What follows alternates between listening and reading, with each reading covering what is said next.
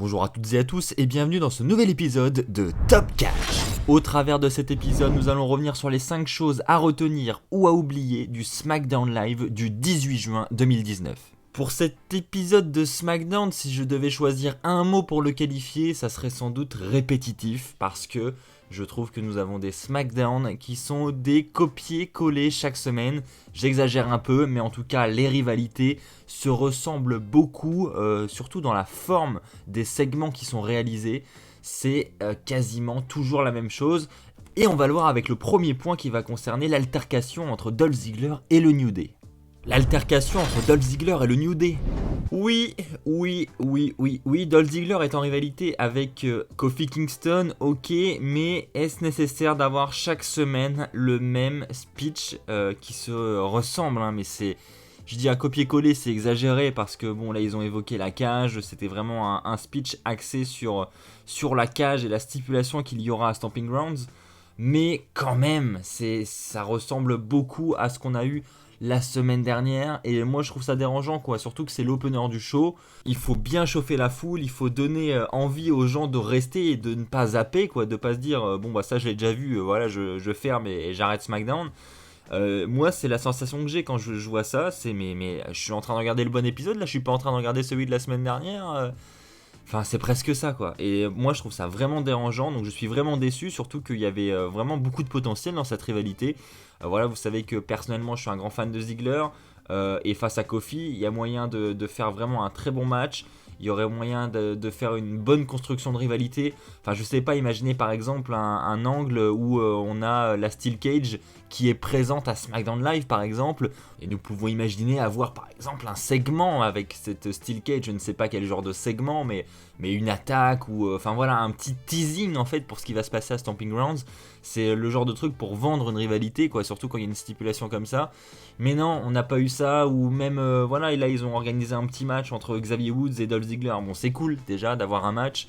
On n'a pas eu que le segment micro, il s'est au moins passé quelque chose en termes physiques. Mais voilà, vous auriez ajouté par exemple un match en cage, vous auriez ajouté la cage pour ce match, voilà, c'était un petit plus, c'était un petit avant-goût de ce qui va se passer avec Kofi Kingston à Stomping Grounds. Donc c'est vraiment dommage de rester sur des choses aussi simples et banales et aussi répétitives. A Moment of Bliss. Je voudrais maintenant parler de Alexa Bliss et de Bayley qui ont participé ensemble au talk show d'Alexa Bliss. Alexa Bliss qui était accompagnée de Nikki Cross et déjà premier point positif c'est que ce segment ait lieu à SmackDown. Voilà, je trouve que c'est clairement un bon point. Avant les A Moment of Bliss étaient vraiment plus axé du côté de Raw, on avait même que ça, je crois que le premier qui a dû avoir lieu à SmackDown est très récent, je crois qu'il n'y en a pas eu avant, vous allez me contredire si je me trompe dans les commentaires, il me semble que c'est le deuxième à SmackDown ou quelque chose comme ça, et enfin bref, tout ça pour dire que Bayley est du côté de SmackDown, c'est la championne de SmackDown, donc normalement ça doit avoir lieu à SmackDown, et voilà, je défends encore la règle du shake-up et la règle des rosters en fait parce que je trouve ça super important et je n'ai vraiment pas envie qu'on parte dans des shows qui deviennent du grand n'importe quoi et pourtant on est en plein dedans puisqu'on en parlera plus tard mais Seth Rollins c'était à SmackDown hier à Raw on a eu plein de superstars de SmackDown, d'ailleurs j'ai vu une image passer sur Twitter qui montrait que il y avait énormément de lutteurs de SmackDown qui étaient présents à Raw hier soir. Enfin bref, c'est devenu un grand mélange et c'est clairement dommage. Donc déjà premier point cool, et puis le segment était classique aussi, on a voilà, chacun leur tour, Bayley et Alexa Bliss s'échangent des pics. Voilà, Alexa Bliss comme à son habitude se vante d'être l'une des meilleures superstars de l'histoire. Elle dit clairement à Bayley je sais que tu as clairement envie d'avoir la carrière que j'ai eue mais ça n'arrivera pas. De l'autre côté on a Bayley qui elle tacle légèrement Alexa Bliss sur le fait qu'elle soit accompagnée de Nikki Cross. Elle dit clairement que Alexa Bliss se sert de Nikki Cross. Enfin bref, on a un échange comme ça verbal suivi d'une altercation physique.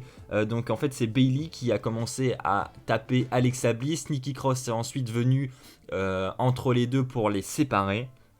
Et Alexa Bliss ensuite en profitera pour donner un coup à Bayley et puis les deux women repartiront ensuite en backstage laissant Bayley au sol.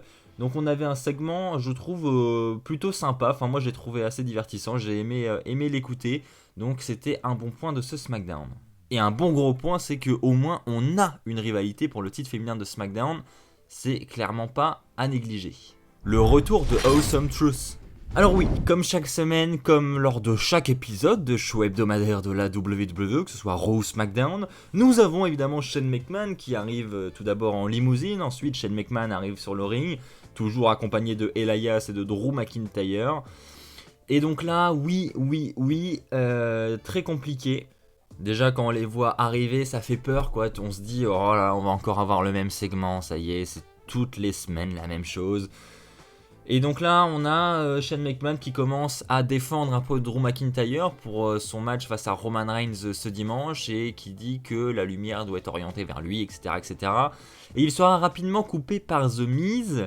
Et The Miz, qu'est-ce qu'il va faire ? Eh bien, il va révéler quelque chose dont tout le monde est au courant, hein, mais qui moi personnellement me fait un peu peur. En fait, il insiste sur le fait que Shane McMahon avait dit que SmackDown était le lieu des opportunités et qu'en fait on voit Shane McMahon toutes les semaines à Raw et à SmackDown voler du temps d'antenne aux autres superstars.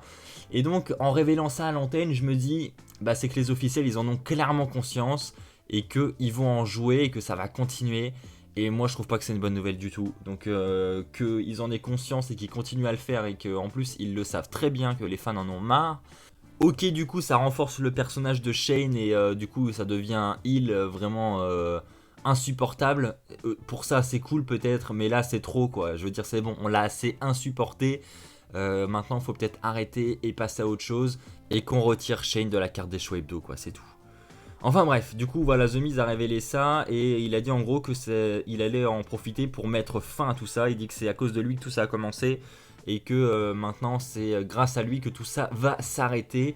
Et donc après on a The Miz qui dit pourquoi pas avoir, puisque R-Truth était aux abords du ring avec son titre 24/7, il dit pourquoi pas le retour de Awesome Truth avec un match donc entre Miz, R-Truth et Drew McIntyre et Elias.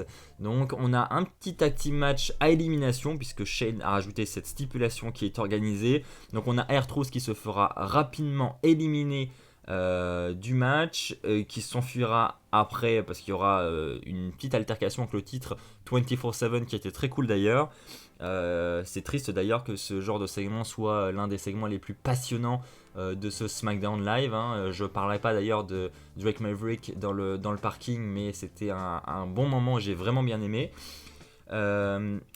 Ensuite dans le combat donc nous avons R-Truth est éliminé et ensuite nous avons The Miz qui lui se fera éliminer par McIntyre avec après son finish, et donc on aura Drew McIntyre et Elias en tant que vainqueurs. Voilà, pour finir, j'ai vraiment hâte que ça se termine. Aleister Black cherche un adversaire. Oui, alors je vais faire un rapide point sur Aleister Black parce que j'en ai pas parlé jusqu'ici. Je trouve ça vraiment honteux que Aleister Black n'ait pas de match et n'ait pas d'adversaire, puisqu'on va pas se mentir, si on a le même segment toutes les semaines avec Aleister Black qui nous dit qu'il n'a pas d'adversaire, c'est que les officiels n'ont clairement pas d'idée pour lui et que du coup ils organisent ce genre de segment pour le faire patienter avant d'avoir vraiment des idées en tête. Et je me dis, avec un gars du talent d'Aleister Black, mais quel dommage, quel gâchis, surtout avec son personnage, enfin je veux dire il y a tellement de choses à faire.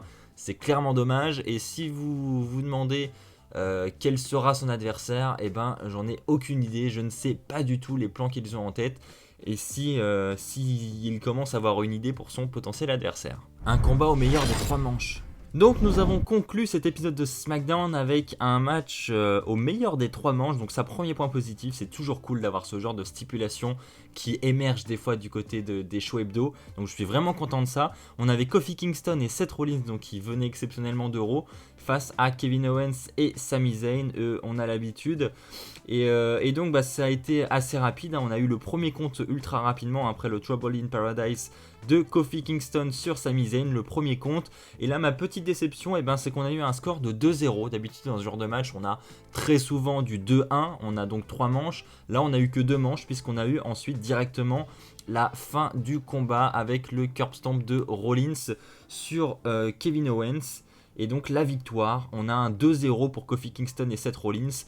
Et donc ça se termine sur une célébration des deux. Donc j'étais content du match, donc je tenais à le mettre dans les points positifs de SmackDown. Par contre, j'en ai déjà marre de voir les champions de Raw et puis les superstars de Raw venir à SmackDown. Ça, c'est un truc qui m'énerve et je suis tellement déçu que j'ai l'impression de revenir en arrière au Raw Super Show où c'était du grand n'importe quoi. Et voilà, j'ai pas envie de revivre tout ça. Donc s'il vous plaît, respectez les rosters. Enfin, je sais que Vince McMahon n'écoutera pas cette vidéo. Mais voilà, ça me rend triste quand même. Voilà, c'est ainsi que s'achève cette vidéo. J'espère qu'elle vous aura plu. Si c'est le cas, n'hésitez pas à lâcher un pouce bleu. N'hésite pas à t'abonner et à activer la petite clochette pour ne pas rater les prochaines vidéos qui sortiront sur la chaîne. On se retrouve très vite pour de nouvelles vidéos. D'ici là, portez-vous bien. Et comme d'habitude, n'oubliez pas, soyez toujours très fiers d'être fan de catch. Allez, bye tout le monde.